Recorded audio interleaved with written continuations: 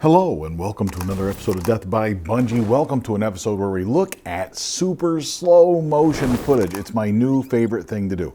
I would show you how I do it, but I do it using the same phone that I have there. Can't really do both. Cell phones, what a great tool they are for filming your own hunt and for doing videos like this. I got 4 different clips on the timeline here. I have the first clip I'm going to show you is the Scorpyd Deathstalker 420, Bunjie 3.0, right? Set up there with the stock Deathstalker arrows, and that'll be shooting slow motion, camera over my shoulder. We'll take a look at that. And then we're gonna take a look at the Killer Instinct Swat X1, courtesy of One-Eyed Archer, friend of Bunjie Jim, brought it over to the 60-yard backyard. Shot it right out there behind me in the 60-yard backyard. Got a chance to play around with that crossbow. Video coming up on that crossbow, about that crossbow, my thoughts on it. Spoiler, I really like that crossbow, right? I do. I really do like that crossbow. And I'm telling you, this close. Really, I'm not kidding. But anyway, we'll do my review on that. Now, we've also got the OB Bunjie, right? The original Bunjie, shooting 263 feet per second with those Zombie Slayer heavier arrows. And we get a chance to look at that arrow. And then we're going to take a couple looks at a couple different Zombie Slayers going down range at 55 yards. We're going to play those and see what we got. So we'll start with the first one. Let's look at super slow motion. The arrow comes out of the Scorpyd Deathstalker 420. It goes down range. That's awesome. What a neat little thing that is, a neat video that is. We're going to start that over and look at it again because I want to comment on some of the things that we see in this video, right? But also this slow motion video, this isn't stuff we've had access to before, really, right? We haven't had access to this. We can take note of some of the things that we see in here, not just the arrow, but the crossbow also. So I'm going to slow this down even more, and we're going to see what happens. Let's watch that arrow. So the arrow's coming out of here. Oh man, is that slow. We're going to pull that trigger. Boom, it comes out of there. You can see there's a lot of blur there as it's going down range, but we can see the arrow already rotating. It is spinning clockwise, right? And that's good because that's the way those offset vanes want it to spin. And apparently it likes it because that's what it's doing. It's going down range, and that's fantastic. Let's start over a little bit though. Watch this go off. Look at the cams, right? We have the rubber on the front end. We get to see what the rubber does, but I'm going to play it again. Watch the cams. The cams flex, right? They have axles, right, holding them up and down. Each cam has an axle, but it's still twisting like this. And watch the limbs, okay? We'll go back here. Watch the limbs. The limbs do this, right? For the cam, in order for the cams to do this, the axles have to twist too. So there's a lot of stress on these limbs. This is a 150-pound draw weight shooting hopefully close to 420 feet per second with the stock arrows. With these, it's shooting 370 or so. Saw that in another video, didn't we? But so we're shooting a little bit slower, but that's not a lot of poundage on the limbs, but it nonetheless is a lot of stress. One more time, take a look at these cams. We're going to watch them as the arrow comes out of there. The limbs expand. Each limb has to flex like this, right? So that's working those things. That is putting a lot of strain. There's so much strain, so much pressure, so much tension, so much energy that doesn't go down range in the arrow on these crossbows that is left over. Even on this, a relatively efficient crossbow, one of the most efficient ever made probably, right? And it still has all that leftover energy to tweak those, to twist those limbs and work on those limbs. It is amazing these things hold together, right? So that's just an impressive thing. Very interesting to watch. One more time, let's play this video. I want you to watch the scope this time. Watch the Burris Oracle X and the abuse that poor thing takes when I pull the trigger. Here goes the trigger, arrow goes out, the scope is lifting up, the scope is nodding down. Look at the relationship between the rail and the scope. It is opening up and closing and opening up and closing. It is vibration, it is energy, it is working that cantilever, right? It is working the scope rail, it is working that scope mount, part of the Burris, it is working that entire piece of equipment. Now, let's go over here and look at the Swat X1. I really, really like the Swat X1. I really appreciate the fact that, again, friend of Bunjie Jim brought this over to my house, took time out of his busy schedule to come over here and let me shoot the thing. So I really appreciate that. We're gonna play this at regular speed. Boom, there it goes. The arrow comes out of there. Wow, I love it. I love it.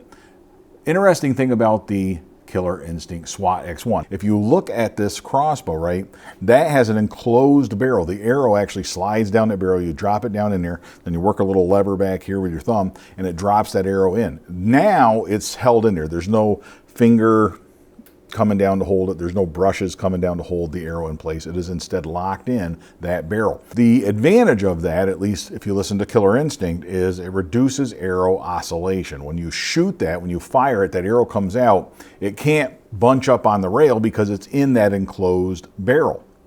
That string is in the enclosed barrel. It has to slide down that slot. It can't vibrate and go up and down, jump all over. It can't jump off your nock. Gotta use the right nocks, of course. The idea behind that is it reduces that arrow flex through the air. The arrow takes less time to correct itself because it doesn't start all wonky. If we go back here, maybe we can make sense of that. Maybe we can see that if we go through here. I'm gonna go through real slow and we'll look at this Scorpyd Deathstalker arrow. Watch that arrow, the shaft, not the luminoc knock, the veins. We're going to look at it. Does it look like it is flexing? Does it look like it is changing shape, trying to correct itself as it goes through the air? Is it doing this, right? Is it going through the air, going like this, trying to correct itself, and the veins working extra hard and spending more energy to try and correct that arrow?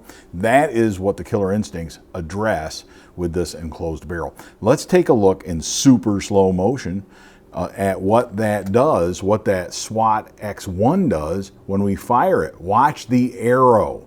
We're going to specifically watch the arrow and see if that arrow flexes. And it looks like it comes out of there like a dart. But are you noticing how it also doesn't appear to be spinning the way the Scorpyd arrow spun? If we look at the two of those side by side, does the Scorpyd arrow appear to have more spin? I don't know. These are accurate, right? The X1 is an accurate crossbow. The Scorpyd arrows were accurate. They're shooting where we want them to go, but they are performing differently, kind of to my eye. Now, there could be some optical illusions with this that we'll get to here shortly. That's another thing. So let's look at the cams on this and the vibration overall for this crossbow. As we shoot it, there's a lot of vibration. I'll play it again. A lot of vibration in those cams. I would say that the vibration, if we shoot it real slow, if we play it back real slow, that vibration, is it more? Is that more vibration than the Scorpyd? I don't know. We can watch those side by side and you tell me. There is a lot of vibration in these crossbows. That's a fact. These have the new X1 cams, which I love the idea of them. This is a much quieter crossbow than the Scorpyd. The Scorpyd's relatively quiet, but this one is actually quieter when you shoot it. A lot of it has to do with those X1 cams. It's also a very smooth shooter. So let's look at the OB, the original Bunjie, right? The one and only. Let's face it, this is the one and only, the OB. And we're gonna play that one. Boom, send that zombie down range. What a beautiful, beautiful vision that is, the arrow going down range. What I want to stress to you here, look how long it takes that arrow to get there. Now, this is, and it's still going. It's still going, right? And eventually it lands there. So the OB, you got to remember, is shooting about 263 feet per second. These other two crossbows are shooting 370, 380 or so with heavier arrows, but they're shooting faster, the X1 and the Scorpyd. The software in the phone that allows me to shoot this high speed, high frame rate, super slow motion. The way it works is it's recording a lot more frames per second, right? Normally I'm filming this right now, talking to you in 30 frames per second. For slow motion, I usually film like 60 frames per second, right? And 60 frames per second, you can stretch it out, and if you make it the clip twice as long in the software, it takes twice as long to play, but it's still 30 frames per second. So you don't even know, it still looks smooth because it's the same as the 30 frames per second or whatever, right? And you can go a little bit further with that. You can stretch it a little bit further.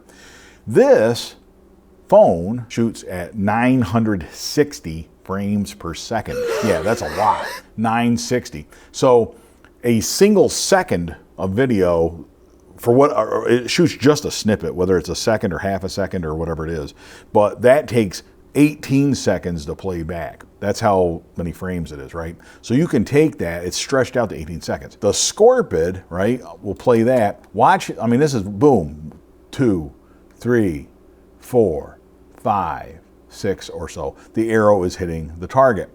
Here, we'll shoot the X1, 1, 2, 3, 4, 5, 6 or so. It's hitting the target, right? And like about the same, 6 seconds or so. Watch the Bunjinator, right? We'll watch that. Ready? Boom, 1, 2, 3, 4, 5, 6, 7, 8, 9, 10, 11, 12, 13, 14, 15. It's running out of time. Like I can't quite get the arrow there in that speed. And then it's even worse with these longer shots. So, but that's kind of interesting. We got to see that arrow rotate through the air. Before I play these last two, let's take a look real quick at what Bunjie looks like when we shoot it. Let's pay attention this time to the limbs. Watch the vibration. Boom. Those, look at that. Couple of observations. One is the limbs, when it goes forward and shoots, the limbs are doing this like all the way up and down the limbs, like a ripple effect almost, right? It's bending each different way. And I mean, that's a lot of vibration, but those are the original limbs from 2010. So it's okay with that. It seems to be doing okay. And also watch the string hit the bumpers. So we're watching the limbs, we see that, but watch the string. It goes forward, it hits the bumpers, it comes back, it hits the bumpers again, it comes back, it hits the bumpers again. I like to keep the string off the bumpers a little bit.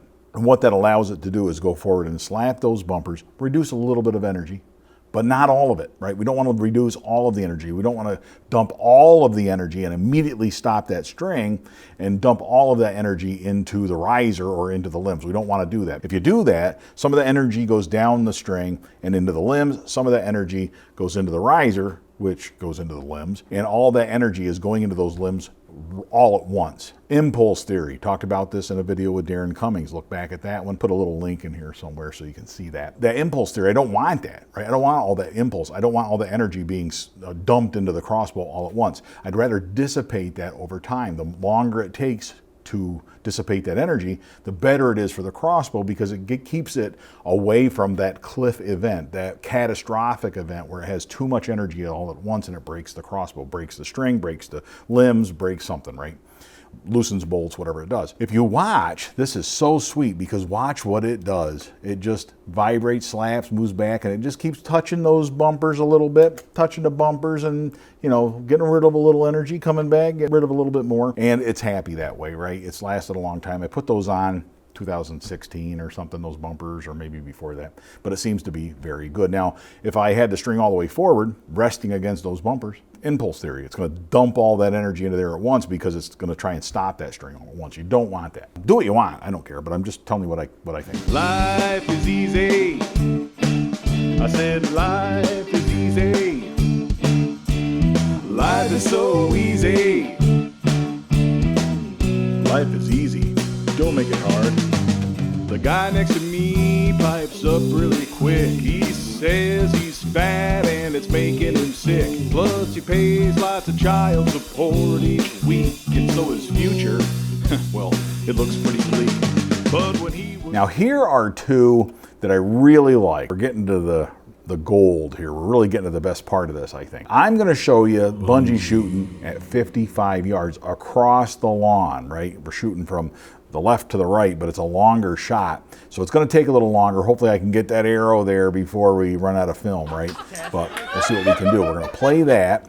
And Bunjie puts the arrow out of there. You can see that arrow rotating clockwise, real nice, and it's going. It's very happy. It's going all the way down there. And as the sun is going down, we can see that luminoc even better. Watch this arrow come out of here and we can see that rotation. We're probably close to the 10-yard line before we get that rotation going. I will try to stop it just as we see that rotation. Ready? Boom, there's the rotation. Coming out of there pretty nice, probably 8 to 10 yards off the crossbow, maybe, I guess. Well, let's look at this one though. I want to point something out. Because if you look back here at look at the arrow spin off the Scorpyd. Look at this. Boom, that thing is spinning right out of the gate, isn't it? It's like 4 or 5 feet off the crossbow, and boom. Now these are the same vanes. So the same vanes, the same offset. The difference though is that coming out of the Scorpyd, it's going 100 feet per second or more than that. More than 100 feet per second faster. So it's immediately getting more drag on those vanes and starting to spin faster because the vanes are doing their job faster, because the crossbow's faster, because the arrow is moving faster. So that's all that is. These arrows moving nice and slow takes a while to get going, right? It takes a little while for those vanes to start working because there's less drag because it's not going as fast. So interesting. I just think it's interesting. But here's a kicker, right? This is really interesting for 2 reasons, right? I'm gonna play for you a video of me shooting a helical vane, and this one's at like 30 yards. Comes out of there, boom, immediately starts spinning. Did you see that? It immediately starts spinning, and it's going down there, and it gets to the target pretty quick. Watch this again. Watch this thing spin. Wow, immediately starts spinning, and it starts spinning fast. It's really got some stank on it, doesn't it? Wow, we'll stop it right when we start to see that spin. Boom, the spin is there. Like I can't even stop it fast enough. Watch this. Yeah, it's spinning faster than the Scorpyd. Faster than the Scorpyd. It's spinning there, right? That's a spin. That's pretty cool. That shows me the value of the helical for that. It starts to spin faster. It's going to correct itself faster. That doesn't mean that I want helicals. Do you understand? I tested them last year, just took some random arrows and shot the same arrow over and over at 3 different yardages. The regular vanes, blazers, the 1 degree offset, did slightly better than the helicals in terms of accuracy. And that's the most important thing to me, right? Accuracy. Slightly more accurate is the same as more accurate, right? They just are. You could say something slightly better. It's the same as saying it's better. For that crossbow, for those arrows, for what I do out to 60 yards especially, I see no reason to use helicals, and I'm not going to use them. I'm going to stick with my offsets because they are, for my purposes, more accurate. I urge you to do these tests yourself. On the faster crossbows, I really don't think there's any use for helicals at all. I have no interest in that. Or if you're using heavy fixed blade broadheads, big fat fixed blade broadheads, those guys might want the helicals, something like that. But that's not the concern for me. That's not an issue. I use the Swat hackers, right? Those things fly like field points. But that extra spin, it seems to be extra, in fact, more than I need, right? It's extra spin, but it is a faster spin. But here's what's interesting, and we're gonna leave this episode on a cliffhanger. Are you ready? Watch this. Watch the rotation of this helical arrow. Boom, it goes off clockwise, clockwise, clockwise, clockwise, stops. Counterclockwise. What? What's going on? Watch this arrow. Are you seeing what I'm seeing? Can we believe our eyes? Is it even true? And now it's going the other way. Watch this come out of here in super slow motion. Ready? Boom. Clockwise, clockwise, clockwise, stops. Counterclockwise, counterclockwise, counterclockwise. Is that arrow spinning super fast, faster than all the other arrows we watched? Pausing and then reversing direction halfway to the target at approximately 40 yards. Is that what's going on? I'll let you know my thoughts tomorrow in tomorrow's Crossbow Appreciation Month video. In the meantime, leave your comments. Let me know what you think. And until tomorrow for the next video, all hail Bunjie.